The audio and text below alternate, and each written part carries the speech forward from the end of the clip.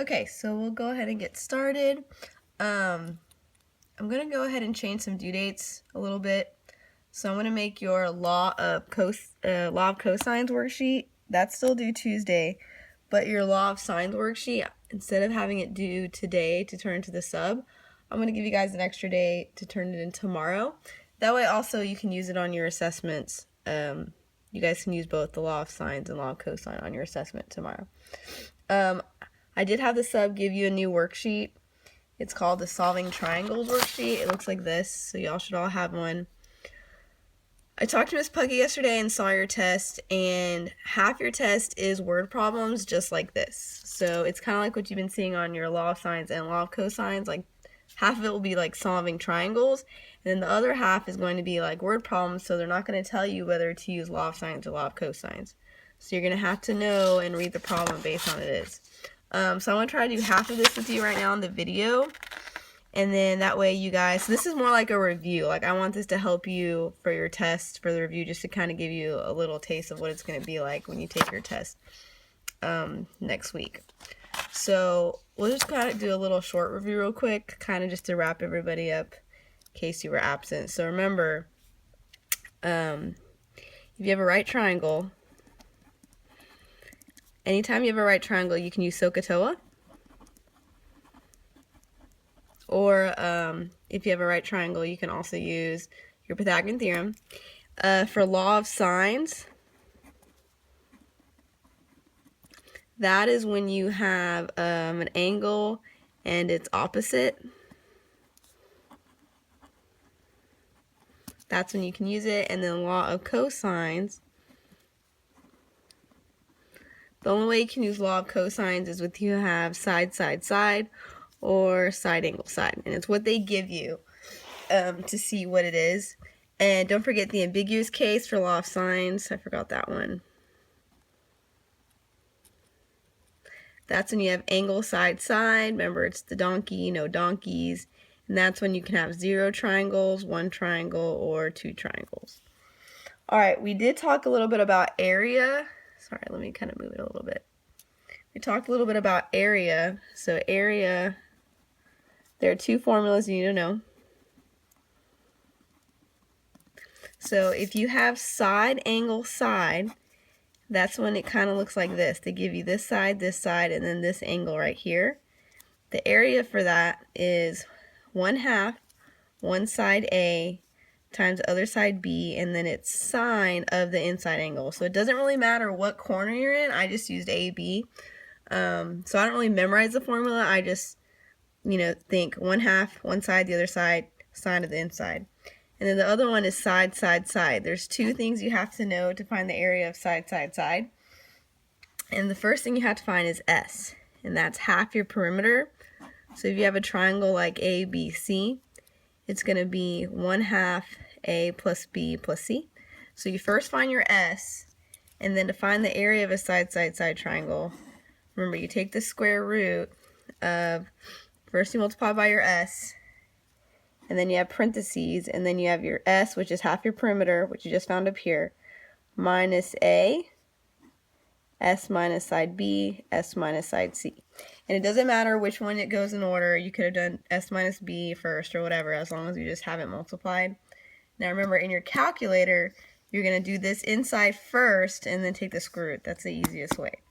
So that's just kind of a quick review of like everything you need to know for your test, guys.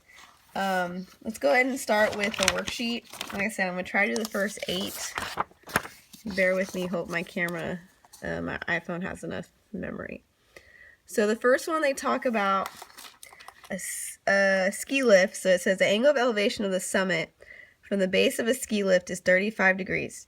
If a skier rides 1,000 feet on its lift to the summit, what is the vertical distance between the base of the lift and the summit? All right, so you have a summit, you have a mountain, and so you have the person right here. To always draw a picture that kind of helps. And they're going up the ski lift, up the mountain. And they're going to go 1,000 feet on the lift. So that's 1,000. And you're trying to find the vertical distance. So you're trying to find this height right here. And it says the angle of elevation of the summit from the base, so the base of the summit to the top part of the ski lift is 35. So that's this angle right here. Now based on this like mountain picture, this is a right triangle. So I have, I know right triangle, I can use SOHCAHTOA. And based on my angle, I have opposite over hypotenuse. So opposite over hypotenuse is sine. So I'm going to say sine of 35 degrees equals your opposite, which is your h, what I'm looking for, over your hypotenuse, which is 1,000. Now I'm going to write it over 1, so I just make it look nicer. Now I'm going to cross multiply, so your answer is just going to be 1,000 times sine of 35. So I'm going to get my calculator, and we'll see if y'all can see it. So in my calculator, I'm just going to plug in 1,000 times sine of 35. And always make sure you're in degree mode. I'm in degree mode, so I'm good. So my answer is 573.58. So right there, right here, 573.58. And it's vertical distance, so that's feet. Make sure you always include your units. And if you guys need, like, I don't know how, like, pacing wise, since I'm talking to myself, so it's kind of awkward. If you need me to, like, or if you want the sub to, like, stop between problems, you can. Just, you know, ask nicely, and they can do that.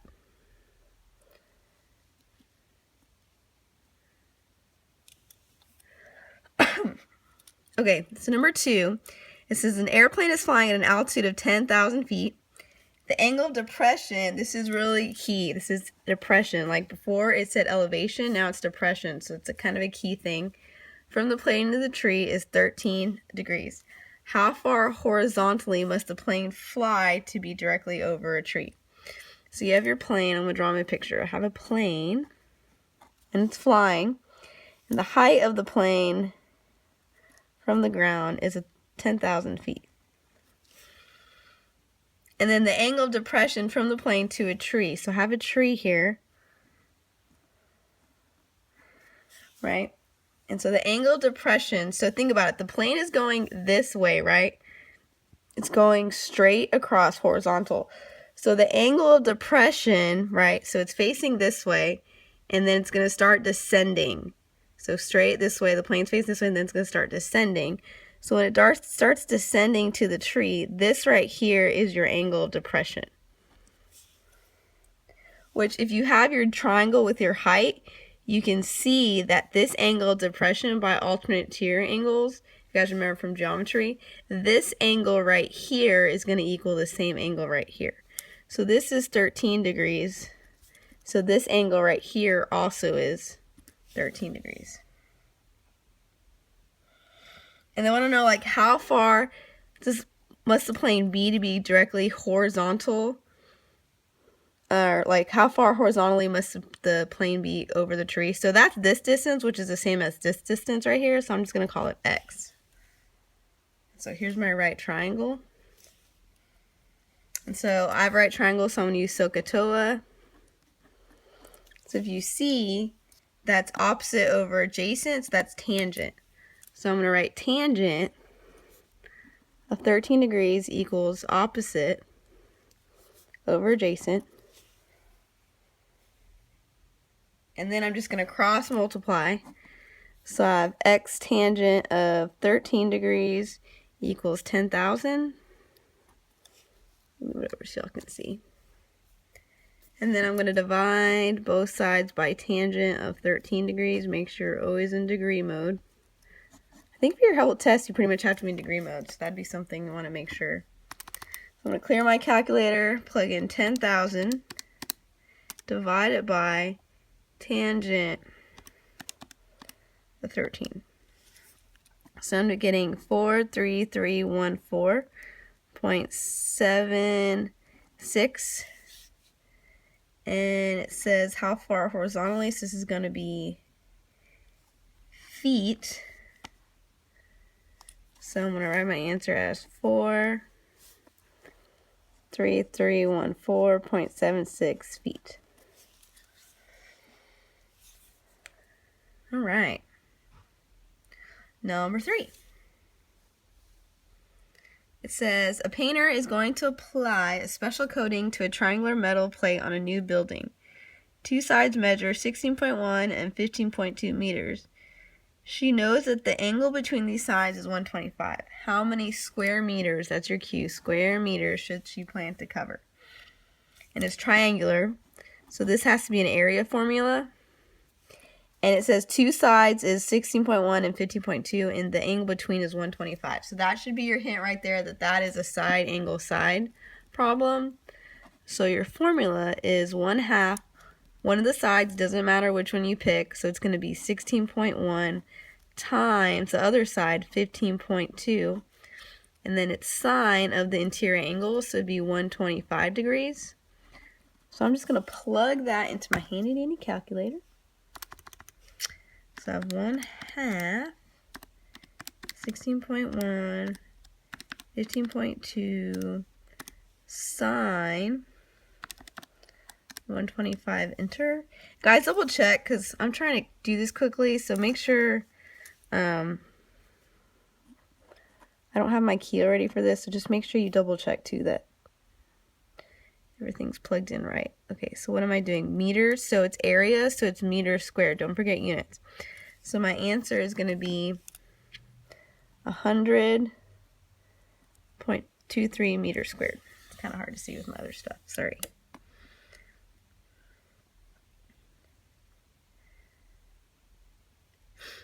All right, number 4, it says, my calculator, 2 ships leave a harbor together traveling on a course that have an angle of 135 degrees between them. If they each travel 402 miles, how far apart are they? So here's your harbor. Here's our little harbor. And they're traveling on courses that have an angle of 135 between them. So this ship, here's my ship. And then here's my other ship. Oh look, I get to sing it twice. And they have an angle of 135 between them. And they're both traveling 402 miles. This is 402 miles, and this is 402 miles. They want to know this distance right here. How far apart are they?